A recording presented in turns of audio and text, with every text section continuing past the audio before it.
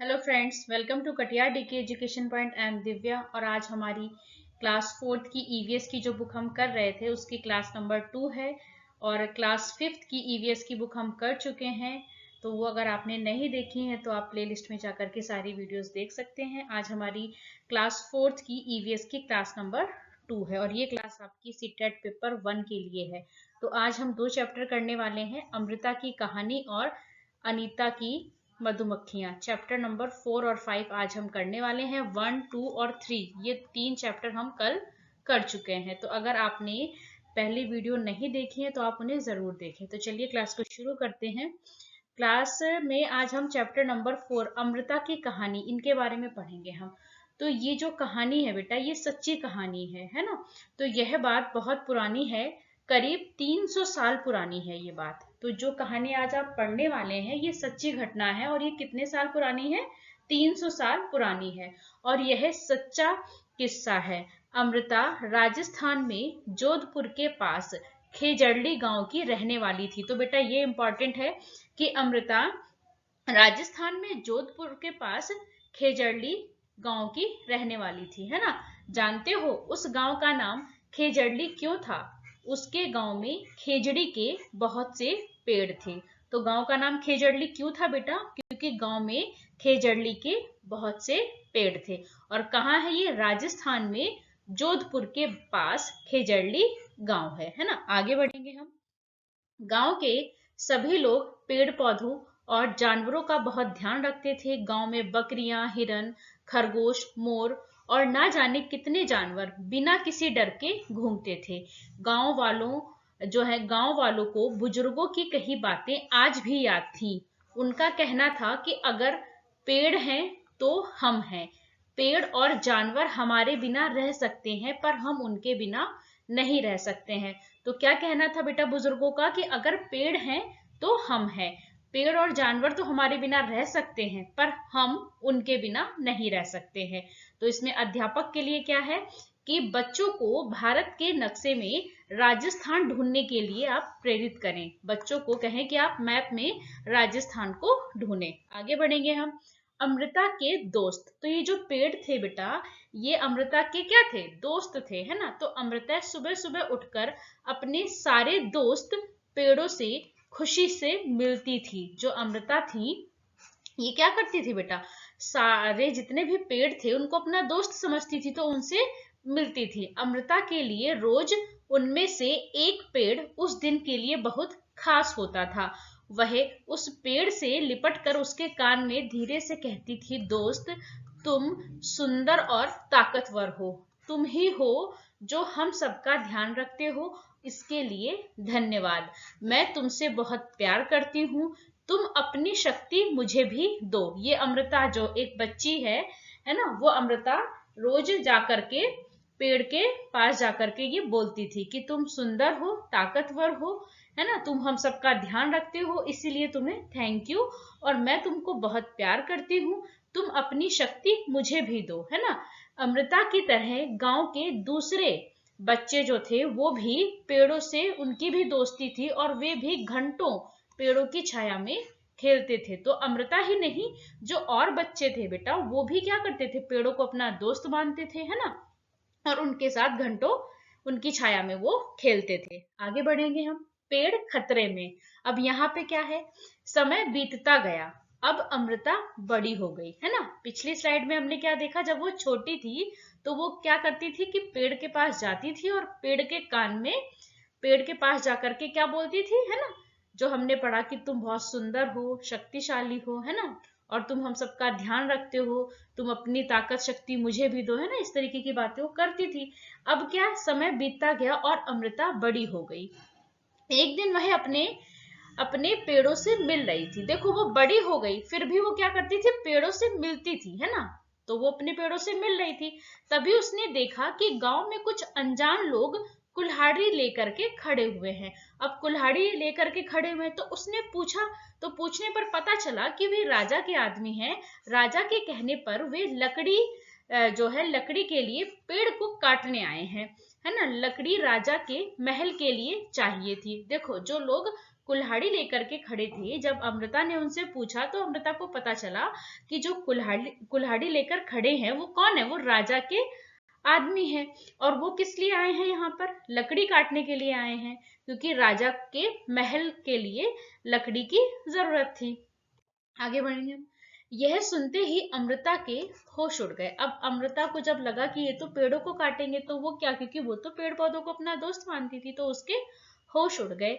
उन आदमियों ने जिस पेड़ को काटने के लिए चुना, अमृता उस पेड़ से लिपट गई। इमेज में देख रहे हैं बेटा आप, तो वो जो कुल्हाड़ी लेकर के जो लोग आए थे, वो जिस पेड़ को काटने जा रहे थे, अमृता उस पेड़ से लिपट गई।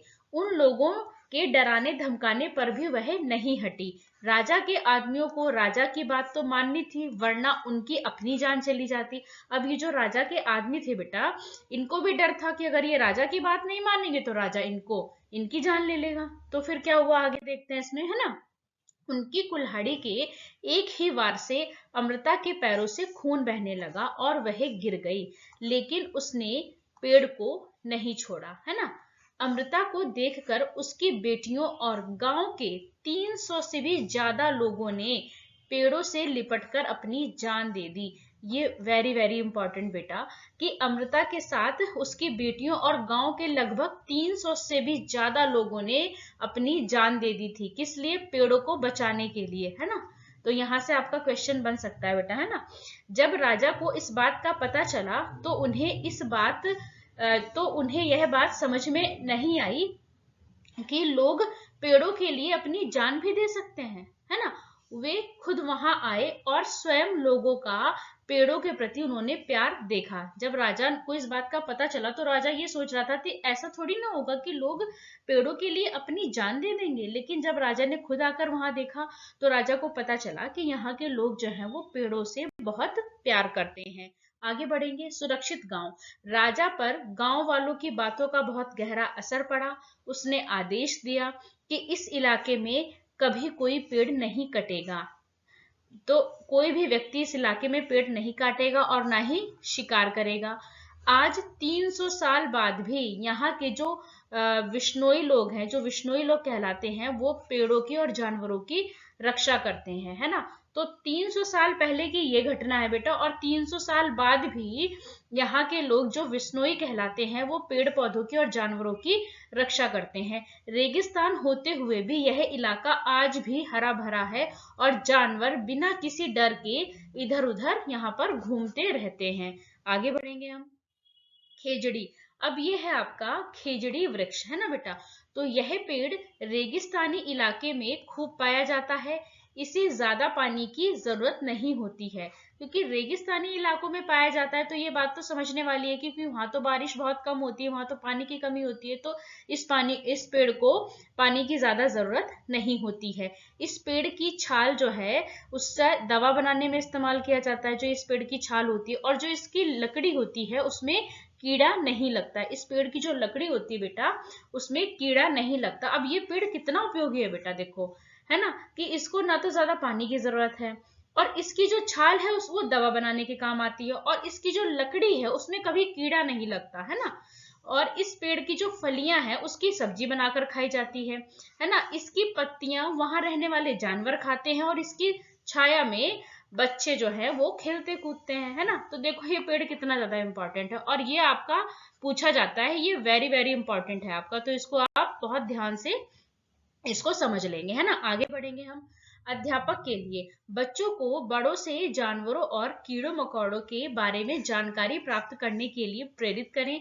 पर्यावरण में हो रहे बदलावों के कारण पक्षियों की संख्या कम हो रही है, इस पर भी आप चर्चा करें, है ना।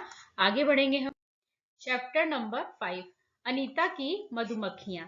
तो ये भी एक सच्ची कहानी है, किसकी, अनीता खुशवाहा की। तो ये कहाँ रहती हैं, मैं मुजफ्फरपुर जिले के बोचाहा गांव में रहती हूँ, जो कि बिहार में है। ये इंपॉर्टेंट है, मुजफ्फरपुर जिले के बोचाहा गांव में ये रहती हैं, और ये कहाँ है, ये बिहार में है। मैं मधुमक्खी पालने का काम भी करती हूँ, है ना, ये ध्यान रखेंगे आप। आगे बढ़ेंगे हम।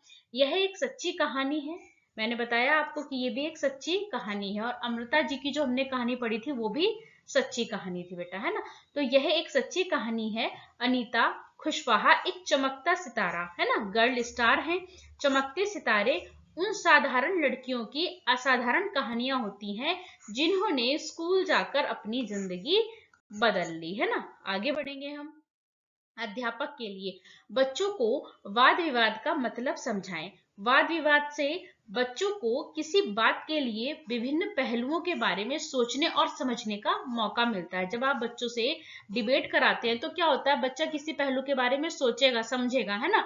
तो क्या होता है, कक्षा में आपको इस तरीके की वाद विवाद प्रतियोगिता आपको करानी चाहिए। कक्षा में बच्चों को अपनी राय रखने के लिए प्रोत्साहित करना चाहिए। मतलब बच्चों को आप प्रोत्साहित करें कि वो अपनी राय दे। कई बार होता है कि क्लास में बच्चा बोलता ही नहीं है, आप उससे चाहे कितना भी पूछ लो, पर कुछ बच्चे होते ही है। अगर आप में से कुछ लोग टीचर्स जो प्राइवेट स्कूल में पढ़ाते हैं, अगर आप में से कोई ऐसा होगा तो उसको पता होगा कि कुछ बच्चे क्लास में जरूर ऐसे होते हैं जो कुछ पूछना ही नहीं चाहते, वो बोलना ही नहीं चाहते, है ना। तो क्या करना चाहिए, हमें क्या करना है कि बच्चों को आप प्रोत्साहित करें कि वो अपनी राय दे।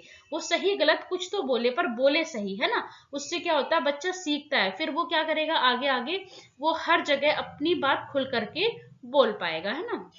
आगे क्या है इसमें, एक याद, है ना। मुझे याद है कि गांव में कुछ लड़के, जो कुछ बड़े लड़के थे, वो बच्चों को पढ़ाते थे, है ना। उन्हें मेरा बच्चों को पढ़ाना पसंद नहीं था।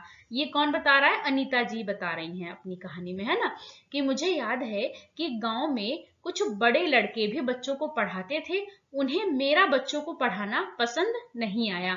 उन्होंने मेरे पास आने वाले बच्चों को डराया धमकाया, है ना। फिर उसके बाद क्या हुआ, दो बच्चों को छोड़कर सबने मेरे पास आना बंद कर दिया। लेकिन फिर उसके बाद क्या हुआ, कुछ दिनों के बाद बाकी सारे बच्चे लौट आए, क्योंकि मैं उन्हें बहुत प्यार से पढ़ाती थी, है ना। तो ये कौन है, अनीता है, ये बता रही हैं आपको, है ना। आगे बढ़ेंगे हम। क्या है आरटीई अधिनियम 2009।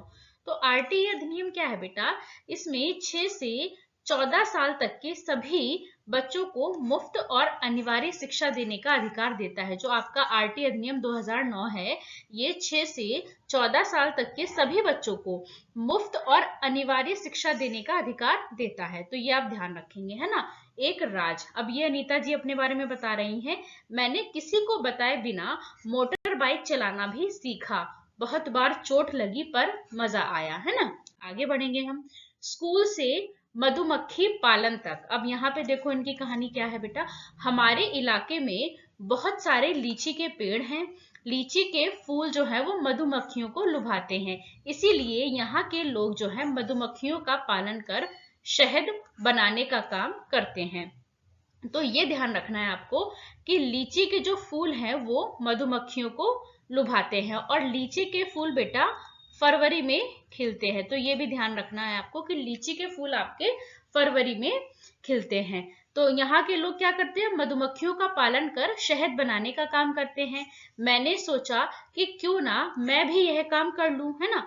तब मैंने गांव में मधुमक्खी पालने के एक सरकारी कोर्स में भाग लिया। कोर्स में भाग लेने वालों में मैं अकेली लड़की थी, है ना। आगे बढ़ेंगे हम। ट्रेनिंग में मुझे पता चला कि अक्टूबर से दिसंबर तक का समय मधुमक्खियों के अंडे देने का समय होता है। यहाँ से आपका क्वेश्चन बनता है बेटा, ये समय पूछा जाता है कि मधुमक्खियों के अंडे देने का समय क्या है, तो अक्टूबर से दिसंबर, है ना। ये क्या समय है, मधुमक्खियों के अंडे देने का समय है। मधुमक्खी पालन शुरू करने का सबसे अच्छा समय यही होता है। अब इसमें क्या है, अध्यापक के लिए बेटियों की शिक्षा के लिए उपलब्ध विभिन्न योजनाओं का पता करें, साथ ही कौशल विकास के अवसरों को पहचानने में भी बच्चों की मदद करें। आगे बढ़ेंगे हम। अनीता मधुमक्खी पालक। अब यहाँ पे क्या है बेटा, मैंने मधुमक्खी पालने का कोर्स कर लिया, लेकिन अपना काम शुरू करने के लिए मेरे पास रुपए नहीं थे। ये अनीता जी बता रही हैं अपनी कहानी में कि इन्होंने कोर्स तो कर लिया, लेकिन मधुमक्खी का काम शुरू करने के लिए इनके पास पैसे नहीं थे। तो मैंने कुछ समय इंतजार किया और बच्चों को पढ़ाकर, बच्चों को ट्यूशन पढ़ाती थी वो, तो बच्चों को पढ़ाकर 5,000 रुपए मैंने बचाए, है ना। इन रुपयों से मैंने मधुमक्खी पालने के 2 बक्से खरीदे, ठीक है बेटा। और एक बक्से की कीमत कितनी थी, 2,000 रुपए थी, है ना। बाकी बचे हुए रुपयों से मीठा घोल बनाने के लिए चीनी और छत्ते को साफ करने के लिए दवाइयां खरीदी। आगे बढ़ेंगे हम।